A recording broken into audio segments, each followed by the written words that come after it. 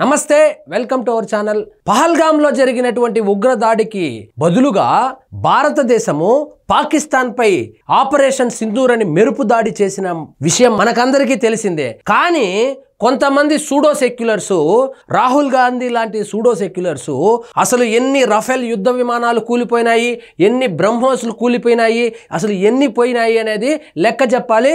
అసలు మీరు నిజంగానే దాడి చేసినారా, దాడి చేసింటే ఫోటోలు విడుదల చేయండి అని చెప్పి కామెడీ కూడా చేయడం జరిగింది.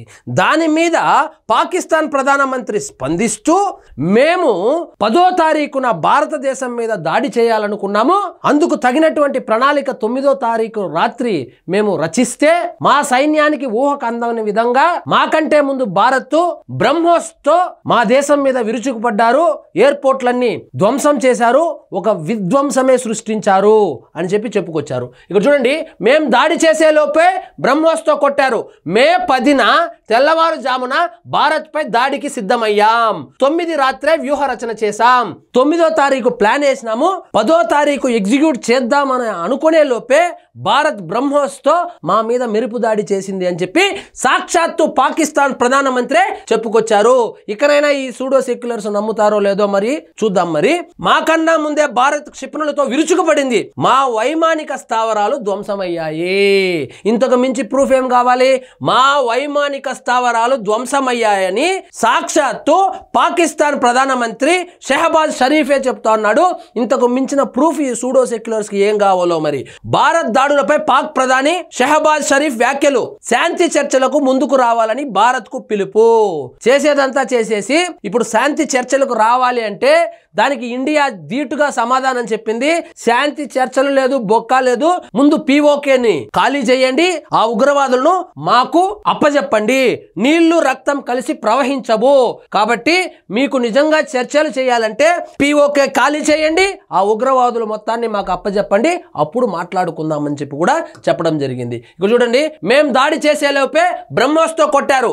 ఆపరేషన్ సింధూర్ లో భాగంగా భారత్ చేసిన దాడులతో తమ వైమానిక స్థావరాలకు జరిగిన నష్టంపై పాకిస్తాన్ ప్రధానమంత్రి షెహబాజ్ షరీఫ్ నోరు విప్పారు. సో యుద్ధమే జరగలేదు, ఇండియా ఏమే చేయలేదు, చేతులెత్తేసినారని చెబుతున్నటువంటి సూడో సెక్యులర్స్ వినండి, సాక్షాత్తు పాకిస్తాన్ ప్రధానమంత్రి చెబుతా ఉన్నాడు. భారత్ ఏ విధంగా బ్రహ్మోస్ తో మెరుపు దాడి చేసి వాళ్ళ విమానాశ్రయాలను ఏ విధంగా ధ్వంసం చేశారని ఆయన నోటితోనే చెప్పాడు. పాక్ సైన్యం మేల్కొనే లోపే బాగా తిని పడుకొని రేపు పొద్దున ప్రార్థన చేసి 10 గంటలకు మనము మెరుపు దాడి చేద్దామని ప్లాన్ వేసుకొని ఉంటే, ఈ లోపే మా వాళ్ళు నిద్రలేసే లోపే బ్రహ్మోస్ తో భారత్ మా మీద విరుచుకుపడిందని చెప్పి సాక్షాత్తు పాకిస్తాన్ ప్రధానమంత్రి చెప్పుకొచ్చారు. తాము దాడి చేసే లోపే భారత్ బ్రహ్మోస్ ప్రయోగించి తమ వైమానిక స్థావరాలను ధ్వంసం చేసిందని పేర్కొన్నారు. పాక్, తుర్కియే, అజర్బైజాన్ వేదికగా బుధవారం జరిగినటువంటి త్రైపాక్షిక సదస్సు షరీఫ్ ఈ వ్యాఖ్యలు చేశారు. మే 10 తెల్లవారుజామున భారత్ పై తాము దాడి చేద్దామని అనుకున్నామని, ఆలోపే భారత్ దాడి చేసిందని తెలిపారు. భారత్ చేస్తున్న దాడులకు బదులు చెప్పాలని, భారత్ చేస్తున్న దాడులు కాదు మిస్టర్ షరీఫ్, మీ ఉగ్రవాదులు చేసినటువంటి దాడికి ప్రతిఘటించి భారత్ మీ మీద దాడి చేసిందే కానీ ముందుగా భారత్ మీ మీద దాడి చేయలేదు. ఆలోపే భారత్ దాడి చేసిందని తెలిపారు. భారత్ చేస్తున్న దాడులకు బదులు చెప్పాలని మే 9వ తారీఖు రాత్రి మేము నిర్ణయించుకున్నాం. 10వ తేదీ ఉదయం ప్రార్థనల అనంతరం 4:30 గంటలకు దాడి చేసి శత్రువు భారత్ కు పాఠం చెప్పాలని అనుకున్నాం. కానీ దానికంటే ముందే మా సైన్యం ఊహించని విధంగా భారత్ మరోసారి దాడి చేసింది. మా వాళ్ళు ఎక్స్పెక్టే చేయలేదు, అన్ఎక్స్పెక్టెడ్ గా వచ్చి బ్రహ్మోస్ వేసుకొని వచ్చి మా వైమానిక స్థావరాలు ఏవైతే ఉన్నాయో వాటిలో విధ్వంసం చేసి వెళ్ళిపోయారు. రాహుల్ గాంధీ గారు వినాలి, ఇది చెప్పింది సాక్షాత్తు పాకిస్తాన్ ప్రధానమంత్రి. రావల్పిండి విమానాశ్రయం సహా అనేక కీలక ప్రాంతాలపై బ్రహ్మోస్ క్షిపణులు ప్రయోగించింది అని షెహబాజ్ షరీఫ్ పేర్కొన్నారు. దాడుల ప్రణాళికను తమ ఫీల్డ్ మార్షల్ అసీం మునీర్ తమకు ముందుగానే చెప్పారని షరీఫ్ వివరించారు. ఇక ఇరు దేశాల మధ్య దీర్ఘకాలిక సమస్యలైన కాశ్మీరు, నీటి వాటాలు, ఉగ్రవాదం అంశాలపై కూర్చొని మాట్లాడుకుందామంటూ పాక్ ప్రధాని ఈ సందర్భంగా మరోసారి భారత్ ను కోరారు. భారత్ మాత్రము ఇక మాటలు లేవు, మాట్లాడుకోవడాలు లేవు. రెండే ఆప్షన్లు, POKని ఖాళీ చేయండి, ఆ ఉగ్రవాదులను మొత్తం మాకు అప్పచెప్పండి, అప్పుడు నీటి వాటాల గురించి, ఉగ్రవాదం గురించి, కాశ్మీర్ గురించి అప్పుడు చర్చించుకుందాం అని చెప్పి తేల్చి చెప్పేశారు.